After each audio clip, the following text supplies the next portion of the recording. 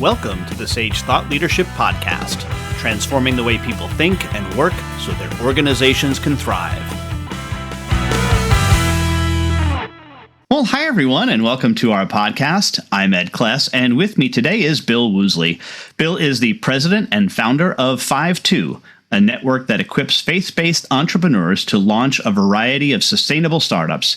In 2015, the network launched a Mother Teresa meets a friendly Mark Cuban education process that helps entrepreneurial leaders to grow their dreams into nonprofits and small businesses that make a difference in financially sustainable ways.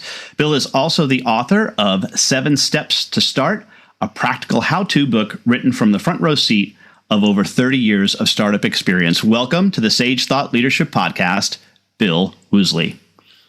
Ed, thank you so much. Thanks for having me. It's great to be here. Well, first off, Bill, why do you do what you do?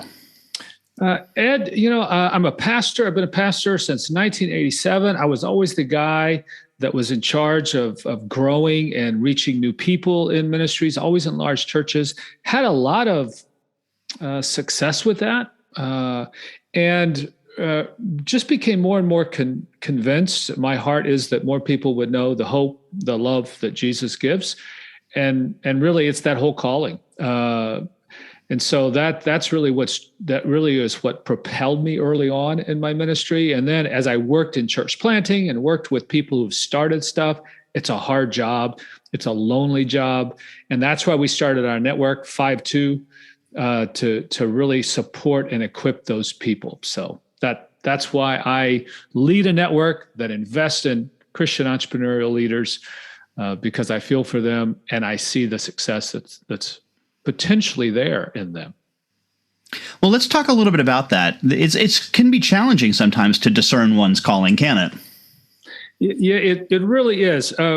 What we find, especially with Christian entrepreneurial leaders, they're go-getters. There's only 12 to 14% of the U.S. population is entrepreneurial, and that number has held true for decades. But these people who sometimes are called rainmakers, sometimes they're conductors, they can have different styles to them.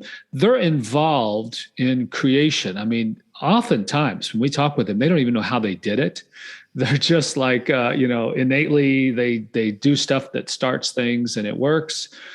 But internally, as a Christian, they often agonize over, is this okay? I'm making lots of money, or I'm doing stuff with people, and sometimes not everybody gets to stay on the bus. And how does my faith play into that? So what we help people do, especially entrepreneurial leaders, we help them discern exactly who it is that Jesus wants them to invest their life in, or in other words, who's their customer? Who are they trying to serve? Jesus talks about you can't serve God and money. Who is it you're going to serve? Well, you're going to serve God, but then who is that person that he wants you to create a product for or create services for?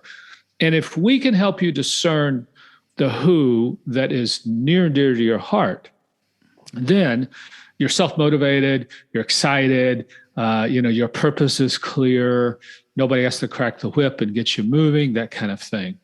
So that's really where we spend a lot of time and our energy on the front end.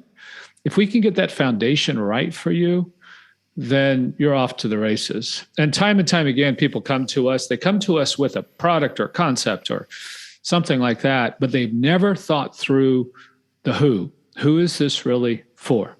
So we want you to be clear on who Jesus is, who he has wired you to be, and then who he wants you to reach. And when we get all those 3 things together, it really works incredibly, incredibly well. George Gilder, who I've interviewed, had the pleasure of interviewing, says that in business, profit is actually an index of your altruism. In other words, it defines how altruistic you are, because it's altruistic means other-centered, other-directed. And in a lot of ways, I think that's one of the things that a lot of people miss, that profitability really comes from service to others. That's a beautiful statement. I was just talking with my son over the weekend, and he's a consultant at Bain. and he meets regularly with a group of Christian Bain consultants and employees.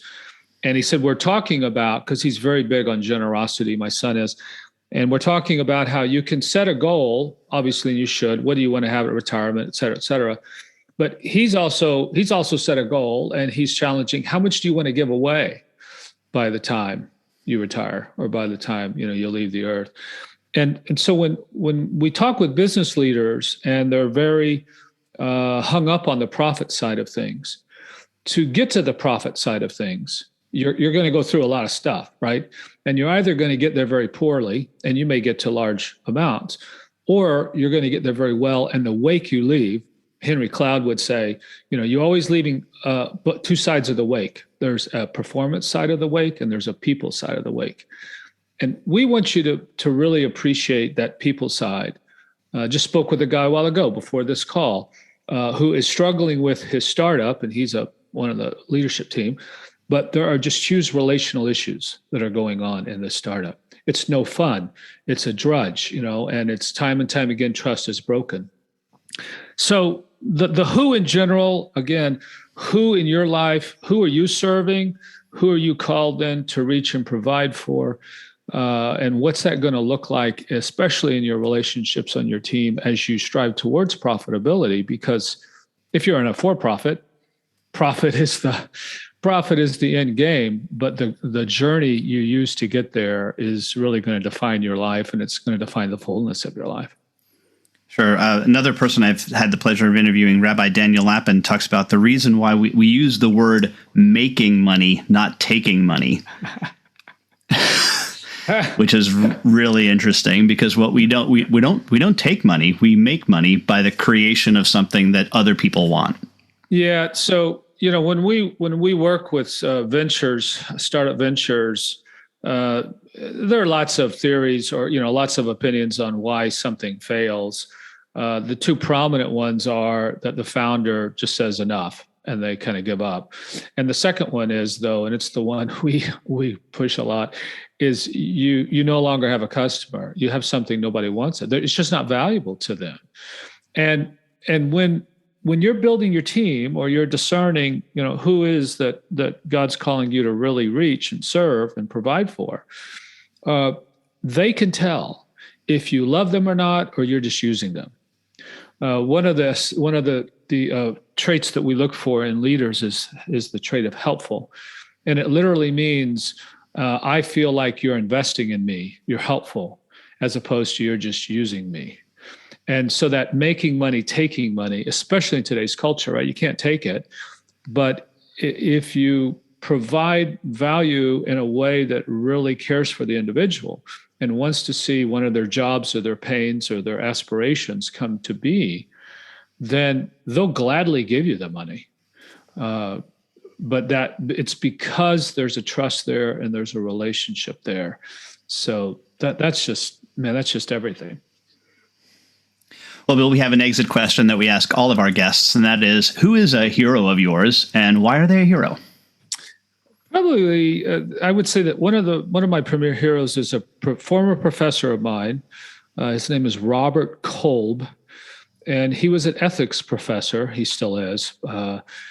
And he really helped me understand how the faith that you have has to live out in who you are and in your behaviors. And that's really been my swing thought as a pastor for all these years, is if I'm teaching or I'm preaching or I'm with somebody or whatever it is, that faith and that belief that you have in your heart that is the center of your life, it should drive you and apply to your decisions and how you exist, not just relationally, but making money or whatever it is you're doing in the world.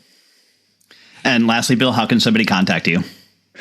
You can reach me at bwoolsey, WOOLSEY, B as in boy, Woolsey at FiveTwo, FiveTwo.com, or you can go to our website, FiveTwo.com, or our training website, startnewtraining.com, and you'll be able to get one of us through either of those sites. You can also find me on Twitter, Bill Woolsey, and would love to engage with you there.